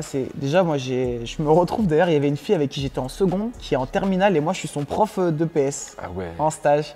Genre elle avait dû faire 2 secondes, redoubler une fois la terminale et à un moment donné bifurquer, enfin je sais pas. Mais en gros elle avait 3 ans entre guillemets de retard et moi je me retrouve à être son prof en terminale. Et là tu te rends compte, en fait tu fais faire du sport à des gens qui ont pas envie d'en faire, quoi. Pas du tout, ils s'en battaient les couilles. Je fais passer un questionnaire, pour moi tout le monde aimait le sport. Depuis tout petit, tous mes amis, tout le monde aimait le sport. On était vraiment à fond dedans. Et là je fais passer un questionnaire, genre il y a 45% des gens, je leur dis est-ce que vous aimez le PS, le sport, et qui me répondent oui, et 55 qui répondent non. Et je suis choqué, enfin moi c'est la désillusion totale. Je leur faisais faire athlétisme et natation, des trucs que tout le monde déteste. Donc en plus, avec du recul je peux comprendre, mais voilà, on fait athlé, dès qu'il pleut, donc t'avais une prof, tu sais, qui te supervise toi tes cours, dès qu'il pleut, elle te dit bah non viens on va dans le gymnase, on va leur faire voler. Tu leur donnes un ballon, ils font voler. Il y a pas de logique, enfin c'est au hasard comme ça, enfin.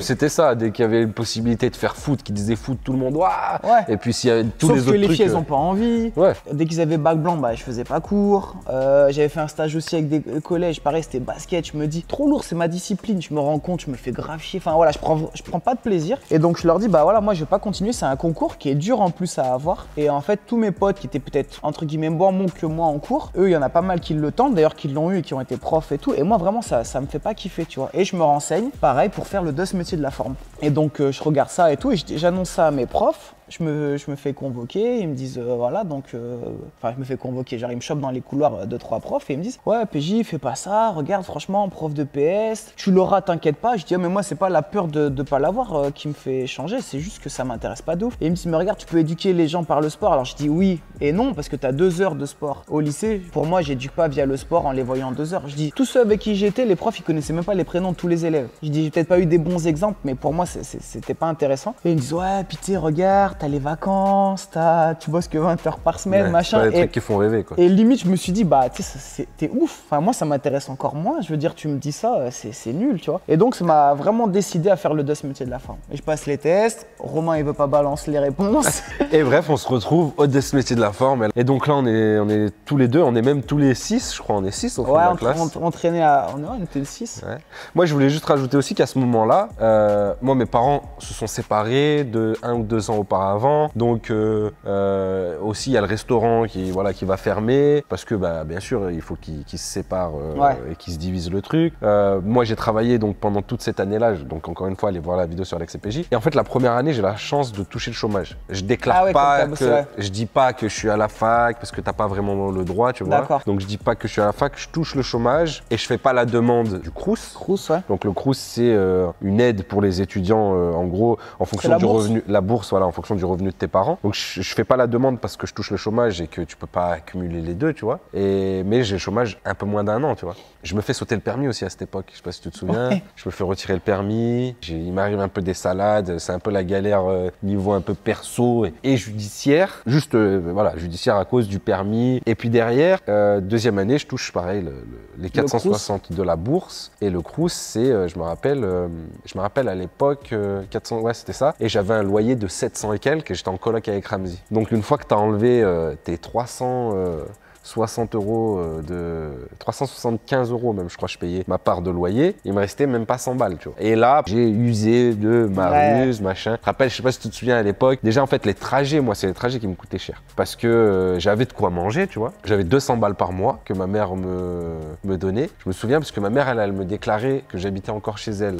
C'était plus avantageux comme ça, tu vois. Et donc j'avais pour manger, mais je me rappelle les tickets de train, tout ça, parce que tu sais je voulais faire des allers-retours souvent, revenir tous les week-ends. Et ouais, la fac était à Lyon et t'habitais encore à Grenoble. Ouais, je voulais rentrer le week-end pour voir mes potes, ma famille, tu vois, Capucine, j'étais déjà avec elle, tu vois. Et donc, je suis là, je gomme, tu sais, quand tu poinçonnes là. Tu te rappelles, on gommait, machin. D'ailleurs, Romain, il s'est fait lever. Ouais, bah lui, il a abusé. Lui, il a abusé, le truc, il le gommait tellement qu'il devenait. Parce qu'en fait, on prenait tous le train et vous savez, ça imprimait juste un truc d'écran et ça te le met légèrement en 3D avec un petit triangle, je sais pas si tu te souviens. Et c'est vrai que nous, je veux dire, tu l'utilisais une fois, tu gommais, tu pouvais réutiliser, si tu remettais bien le petit triangle qui était imprimé en 3D au même endroit, le mec quand il regardait, il passait, ça se voyait pas, c'était bien gommé, c'était bon. Romain, tu te souviens, c'est que son truc il gommait tellement de fois, le truc il était noir, il y avait 14 triangles dessus, forcément le contrôleur il passe, il voit que tu as réutilisé ton ticket, il te saute. Et bref, voilà, donc moi je me rappelle ces années-là, on a passé des bons moments, on a bien rigolé.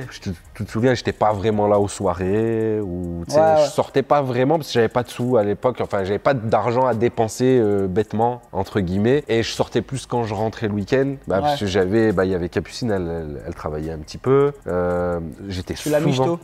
Non, j'étais pas michto, mais je dépensais pas parce que m'héberger, j'étais souvent chez sa mère, j'avais tous mes potes qui travaillaient, qui sont rentrés dans la vie active bien avant moi, tu vois, donc Nico, Greg, tout ça, eux ça sortait tous les week-ends, tu sors, une fois non, 2 fois non, je disais non, je peux pas, ils ont vite compris parce que j'avais pas de sous, tu vois, et j'ai eu la chance aussi d'avoir des amis généreux et Je dis pas qu'on était là à faire la mala ou quoi, mais ouais, c'est bon, tu sais, viens avec nous, on s'en fout, on n'est pas là à compter.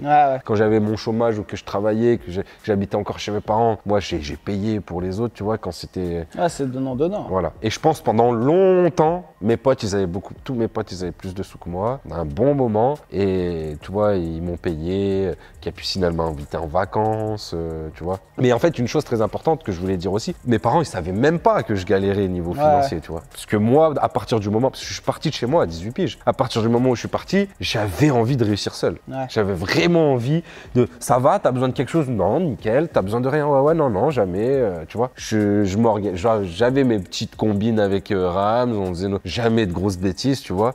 Mais voilà, j'ai jamais, en tout cas, fait de la peine ou, tu vois, m'en demander ou réclamer. Au contraire, j'ai toujours aimé. Limite, je préfère qu'on m'envie, qu'on me jalouse que faire de la peine ou, tu vois, qu'on dise, ah, le pauvre, miskin ou, tu vois. Donc voilà, donc on fait ces 2 années de fac. Moi, je suis pas trop aussi aux soirées, machin. Et puis, tu sais, je sais pas si tu te souviens, mais il y a 2-3 trucs, quand même un peu des préjugés, un peu des meufs, tu vois. Ouais, il y en avait 2-3. 2-3, c'est léger, hein, c'est très léger. Je me pose pas non plus en victime. Mais en plus, je suis un peu discret, je suis au fond de la classe. Et voilà, j'ai le crâne un peu, tu sais, coupe bien rasée, une paire de requins, des fausses hein, à l'époque.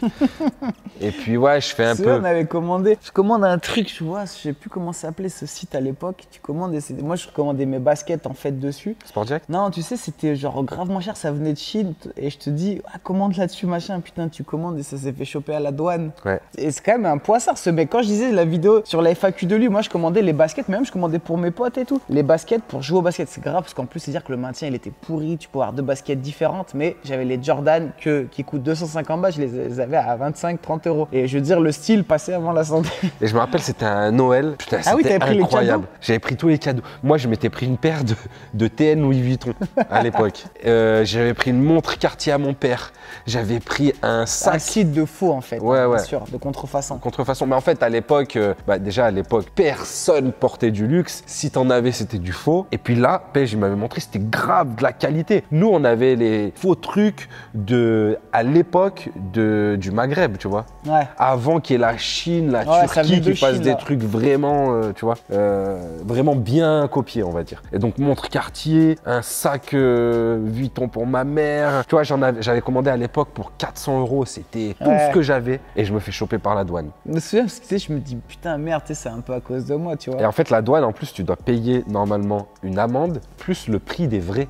Et heureusement, le beau-père de Capucine connaît quelqu'un qui travaille à la poste et qui arrive à m'arranger. En gros, ils me saisissent les trucs et je paye rien. C'est bien de s'en sortir comme ça, ouais, c'est bien de s'en sortir comme ça. Et puis après, bien sûr, on sort de la fac et là où on dit qu'on est parti de rien, c'est qu'on est parti de 0 €. Personne n'a investi 1 centime dans nos business. Et on a demandé à personne et on a voulu demander à personne. C'est pas que personne n'a cru en nous ou quoi que ce soit. Je pense que voilà, moi, mes parents, je leur aurais exposé un projet, un truc, un machin, j'aurais demandé. Mais j'avais envie de prouver, vous êtes parti de rien, vous avez fait ça avec ce qu'on vous a mis dans les mains en gros. Et ce qu'on vous a mis dans les mains, c'est un mental, c'est du savoir, c'est de l'amour, de l'éducation, tout ça. Et moi, je veux faire la même chose. Mais vous m'avez offert encore plus, tu vois. J'ai pu faire du piano et on m'a envoyé au ski. Alors, j'étais pas dans un club de ski à faire machin et du cheval et du truc, tu vois, non plus.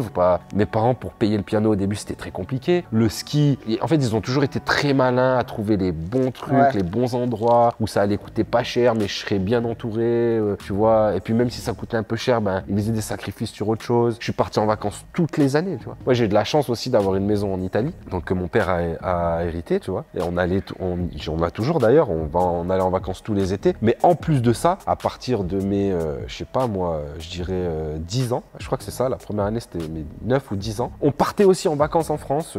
Un autre endroit. Un autre endroit, un camping. Une fois c'était à Autran, donc un peu proche de chez moi, tu vois, dans la montagne. Et petit à petit, tu vois, on est parti dans le sud-ouest. C'est vrai aussi que campings un peu mieux. Et puis après, dans un village vacances, tu vois. Tu vois, je trouve qu'avant, les gens, ils pouvaient partir, tu vois, tu l'as dit, pas très loin, mais ça faisait des vacances. Et maintenant, les gens, mais c'est bien aussi, et tant mieux, mais on est de plus en plus exigeants. Maintenant, si tu pars pas dans un autre pays ou à l'autre bout de la planète, c'est le problème d'Instagram. Pour tes vacances, t'as l'impression que elles sont moins bien, alors que des fois, tu pars à un endroit pas loin et tu te régales. En fait, c'est le problème d'Instagram, parce que les gens, ils ont l'impression que tout le monde part aux Maldives, aux Seychelles, au machin, alors que non. Ça c'est voilà.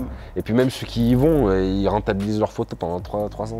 Et puis voilà, faut se dire que y a pas tout le monde qui peut se payer quoi. Mais moi en tout cas, je passe des vacances de fou. Et je suis bien content de les passer en France avec des amis que je me fais français. Toutes les années, je veux retourner là où je suis allé l'année d'avant. Ouais, revoir tes potes. Sauf que mes parents échangent toutes les années, et toutes les années c'est encore mieux que l'année d'avant, tu vois. Et donc voilà, c'est dans le sens où vraiment je pense qu'on a eu de la chance, tu vois. Je pense que voilà, il y a plein de points sur lesquels c'était similaire et en fait on a eu toutes les clés en main, la confiance en nous, le savoir, l'envie, l'amour, tout ce que tu veux pour réussir dans la vie. Et je pense même que derrière, t'es beaucoup plus fier, t'as plus faim, t'as plus envie. Que si on te donne déjà tout dès le début, ou même ceux qui naissent riches, parfois ça vous fait rêver, mais dites-vous que c'est éclaté au sol. Si t'as pas un objectif qui est beaucoup plus grand, c'est éclaté au sol parce que en fait ce que nous on trouve totalement normal et les trucs dont on se fout complètement, par exemple, je sais pas moi, nous on a à boire, on a juste à ouvrir le robinet, tu prends aucun plaisir à avoir ton eau, à le boire tous les jours à volonté, tu t'en fous. Des fois tu te rends compte, putain j'avais soif, tu bois 3 verres d'eau d'affilée, tu suis con quoi, je bois pas. Et tu te rends compte parce que nous on est partis au Togo, on a vu les gens qui ont pas d'eau, les gens qui ont pas d'eau, que tu leur mets un puits, un puits ils pour dansent, tout le village, ils dansent, c'est la folie, ils sont comme des fous parce qu'ils ont de l'eau à disposition à volonté. C'est-à-dire sans marcher 15 km, aller, enfin j'exagère mais marcher 4-5 km, aller chercher dans un seau de l'eau qui est un peu marron. De la boue, ouais non. Là tout c'est de l'eau potable, c'est incroyable. Et c'est exactement la même chose que si vous, votre délire, imaginons, c'est pas du tout notre truc, mais si votre truc c'est les sapes de luxe et s'habiller en Gucci, en Versace, en machin, mais que depuis que vous êtes né tout petit, vous êtes habillé comme ça, vous en avez rien à faire. Rien du tout. Pareil, vous avez toujours roulé en grosse voiture, donc vous en avez rien à faire. Ce qui est kiffant, c'est le processus un petit peu. Et nous, on a démarré. Le premier truc qu'on a créé ensemble, on a fait une association, parce que t'as pas de sous et ça demande pas d'argent de créer une association. T'as pas de taxes et puis t'as pas de risque aussi. Et tu peux avoir des aides. Tu viens, on montait des dossiers et tout pour les aides. On en a très peu eu. Hein. Ouais. On avait eu plein de dossiers. Une de 200 €, je me souviens. 300. Ah, pour les élastiques. 300 €. Ouais. Et en fait, on s'est dit, qu'est-ce qu'on peut créer? On n'a pas d'argent, machin. On fait un club de sport en extérieur, Urban Training Révolution. On a besoin de rien. C'est-à-dire qu'on a acheté une enceinte et c'est tout. Et peut-être que maintenant, ça peut paraître logique. Je peux vous assurer que personne ne faisait du sport dehors comme ça, du fitness dans la rue. Ça n'existait pas. On était tombé sur un article d'un truc qu'ils avaient fait une fois à New York, aux États-Unis, qui s'appelait Urban Training. On a dit, ça y est, bingo, on a le truc. Parce qu'on s'est dit, on fait quoi? On peut pas prendre de locaux. On pourra pas payer le loyer, l'électricité, tout ça. On peut pas. Qu'est-ce qu'on fait? C'est ça, les gens, ils payaient, je crois que la première année, c'était 130 € l'année. Et donc, ils faisaient partie de l'association. Et en fait, tous les samedis, ils avaient 1 heure à 1 heure et demie de cours. On était tous les deux à coacher. Et en fait, on servait de tout. Et on a fait des cours sous la pluie, sous la neige, le vent, plein de soleil. On servait des bancs, on faisait des dips, des pompes, des squat jumps. On avait détourné tout le mobilier urbain et on avait une multitude d'exercices. Et à chaque fois, on mettait 3 niveaux par exercice. Et en fait, notre club, il s'est développé comme ça. On a réussi à développer le club jusqu'à le développer dans 3 villes avec 5 sessions par semaine à la fin. Ouais, par ville. Par ville, 5 sessions par semaine, des coachs qui bossaient pour nous. On a bien développé tout ça, mais en parallèle, on avait développé le coaching. On s'était développé dans les salles où on travaillait. On s'est toujours investi à fond. On était toujours au taquet. On donnait tout ce qu'on avait et on était auto-entrepreneur. C'est-à-dire qu'avec PJ, dès le début, on a décidé de refuser toutes les offres salariées. C'est ça que je voulais dire tout à l'heure.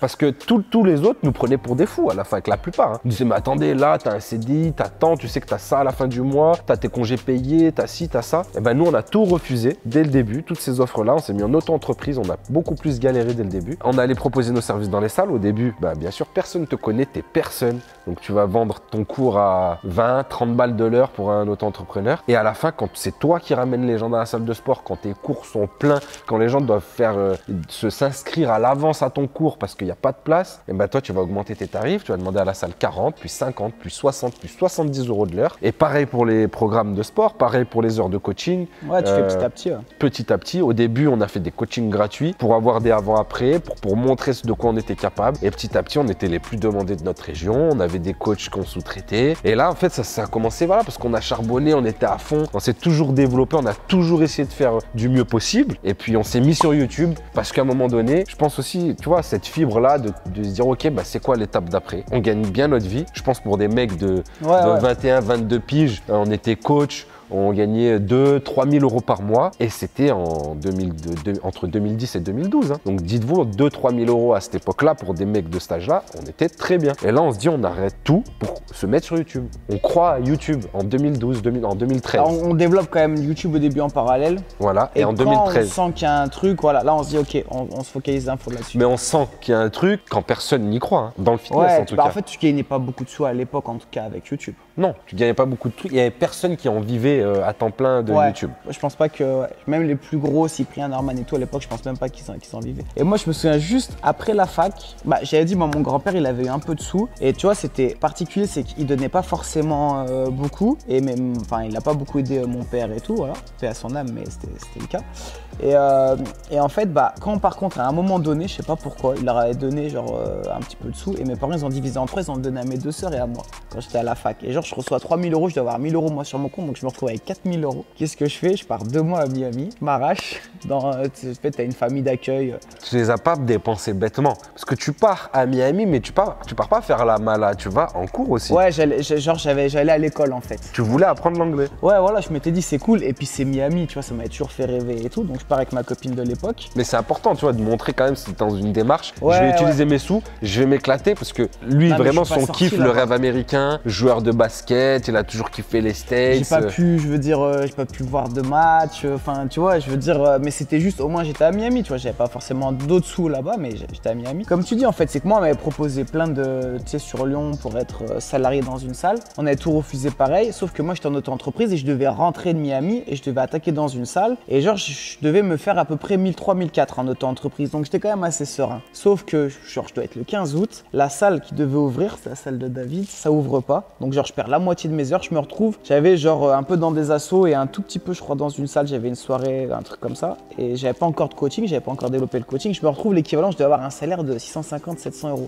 Et genre, je suis mi-août à Miami. J'apprends ça, je me dis, putain, ça va être compliqué le mois de septembre. J'avais quand même un loyer à Lyon. Heureusement, je payais pas cher, genre je payais 500 euros, mais bon, tu te dis le delta, il va être compliqué. Et en fait, je rentre et là, je veux dire, je me dis, ok, j'imprime peut-être 50 CV. Enfin, je fais le tour, je donne à partout mes CV comme ça. J'attends 2 jours et je retourne, je fais le tour et là, je tombe sur une salle à Lyon 8 et le patron direct, il m'attrape, il me dit, t'es quoi, tu veux bosser et tout? Et je dis, ouais. Et il me dit, t'es dispo quand? Quand vous voulez. Et donc, en fait, il me montre un cours d'une fille qui était en train de donner un cours. La pauvre, tant pis pour elle, mais c'est vrai qu'elle était nulle. Tu vois, elle était pas sur la musique, elle faisait un cours de step, c'était nul. Et il me dit, tu peux faire ça, le step et tout? Je dis, mais bien sûr. Je dis, surtout le DUS, on est quand même bien formé, tu vois. Il me dit, bah écoute, t'attaques demain. Et heureusement, genre, j'ai fait plein d'heures. Et comme t'as dit, j'ai commencé, je crois, à 25 euros de l'heure. Et très vite, j'ai pu négocier, être plus cher, monter. J'ai bossé plusieurs années dedans, c'est très bien passé. Voilà, j'étais vraiment lourd. Et en fait, je me suis dit, c'est à un moment donné où je me suis retrouvé un peu dos au mur, t'as pas le choix. Je me suis mis, je passais ma journée à aller voir que des salles, à dire. Et c'est comme ça que j'ai trouvé, en fait. Et même pour le coaching. En fait, il n'y a pas un moment où on travaillait pas. Enfin, bien sûr, on a fait la fête, le week-end, on s'est éclaté, on est sorti beaucoup, et les vacances et tout ce que vous voulez. Je veux dire, on n'est pas des économes, on dépense. Non, mais c'est vrai. Non, c'est pas vrai. là à flamber ou à vouloir montrer ou étaler, à dire j'ai payé ci, j'ai payé ça. Mais en fait, pour manger et boire, on a toujours beaucoup dépensé. Et moi, je pense que je continue énormément dans la bouffe à dépenser énormément. En fait, c'est dans le côté profiter, être heureux, profiter de la vie. Voilà, consommer. Même moi, je pense que j'ai eu cette éducation-là où on me disait il faut faire de l'argent, fais de l'argent, mais c'est pas pour les amener dans ta tombe. Ouais, c'est vrai. Profite de ton oseille. Et j'ai toujours entendu mes parents dire ça, tu vois. Non, mais carrément. D'ailleurs, quand je parlais des vacances, tout ça, je sais qu'au début, la vision de mon père, c'était on part en vacances en Italie, tout ça. Et je sais que ma mère, elle a forcé de dire, tu sais, maintenant en plus, on gagne plus d'argent qu'avant. On a un restaurant, comme je te dis, hein, c'était pas le luxe non plus, mais il vivait beaucoup mieux qu'avant. Maintenant, on a des sous, c'est pas pour. Il faut profiter de la vie. Et juste, je trouve que nous, tu vois, on partait dès qu'on a pu, après même avec plein de potes et tout machin, mais c'était toujours dépenser dans le but de se faire plaisir. Et c'est pas un côté péjoratif, mais c'est vrai que des fois maintenant, on voit sur Insta, les gens ils vont économiser toute l'année pour partir par exemple à Dubaï, pour louer une fève et mettre des photos avec la fève et faire style. Je veux dire, nous on n'a jamais fait ça, c'est déjà les années, on va dire que c'était un peu plus vieux, donc c'est que des phénomènes un peu récent, mais je trouve que c'est un petit peu dommage. Le but, c'est pas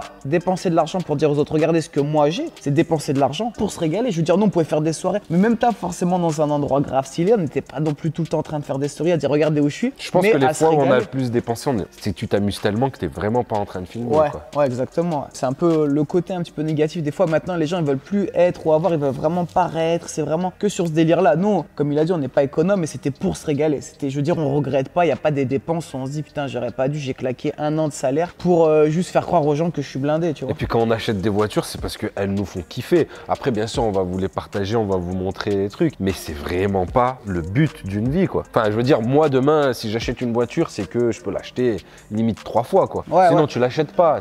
Si derrière, tu vas manger des pâtes ou pas mettre le chauffage chez toi, tu sais, pose-toi des questions, quoi. Ou si toi, tu loues une Ferrari ou tu dépenses je sais pas combien dans une sape, tu vois, et que ta mère, elle a pas d'ascenseur et elle porte ses courses tous les jours à la main. Non, mais tu vois, il y a quand même des priorités. Enfin, il y a des trucs, moi, vraiment, je trouve ça ouf. Bien sûr que nous aussi, vous pouvez dire, ah bah, ils ont dépensé dans ci ou dans ça, c'était ridicule. Mais jamais au détriment de, je sais pas moi, de manger ou de sortir ou de partir en vacances. Bien sûr, ce qui est le plus important, c'est les souvenirs. Et puis, au jour le jour, passer du bon temps, les loisirs. On veut faire du parachute, de la moto, Ouais, c'est surtout ça qu'on kiffe et surtout là-dedans qu'on met de l'argent. Bon, cette vidéo, elle était hyper longue. On a raconté beaucoup de choses, je pense que vous saviez pas. On espère que ça vous a plu. Pensez, on a notre gros projet qui sort, le Panthéon Business Club. Pourquoi aussi on voulait partager un petit peu tout ça? Parce que justement, dans le Panthéon, il y en a qui disent, ouais, mais moi, j'ai pas forcément un bagage, on va dire, assez conséquent pour démarrer. J'ai pas de sous, donc on a aussi proposé de l'affiliation dans le Panthéon pour dire que si tu as envie, tu trouveras toujours une solution. Des fois, ça peut être un peu plus long. Des fois, tu peux la chercher pendant un peu plus de temps que quelqu'un d'autre, mais tu trouveras toujours une solution. Il y a le Discord, il y a de la motive. Le 9 janvier, on sort le Panthéon Business Club. Ça va être la folie. On va s'investir énormément dedans avec Alex. Je pense que vous l'avez vu qu'on est vraiment déter là-dessus. Donc, on va vraiment faire des trucs de ouf. Exactement. Et vous allez voir que toutes les erreurs que nous, on a pu faire, on va faire en sorte que vous évitiez de les faire. Vous allez voir en fait que toutes les personnes de qui on s'est inspiré font partie du Panthéon Business Club, parce que bien sûr, on n'a pas fait toute la suite là, c'était vraiment de notre enfance jusqu'à Bodytime. Après, avec Bodytime, ça nous a permis de développer notre société, de diversifier un maximum et de toucher à plein d'autres domaines. Et là, justement, on s'est inspiré des meilleurs. On a la chance de les avoir au sein du club. Ça va être un truc de fou. On est en 2022. Il faut vivre avec son temps. La carte membre, c'est un NFT. Bref, pour ceux qui ne sont pas au courant, on vous invite à venir voir le projet sur le site internet. On espère en tout cas que cette vidéo vous a plu. Vous avez bien rigolé avec toutes ces photos. C'était Alex et PJ. On se dit à très vite et surtout d'ici là, gardez la pêche.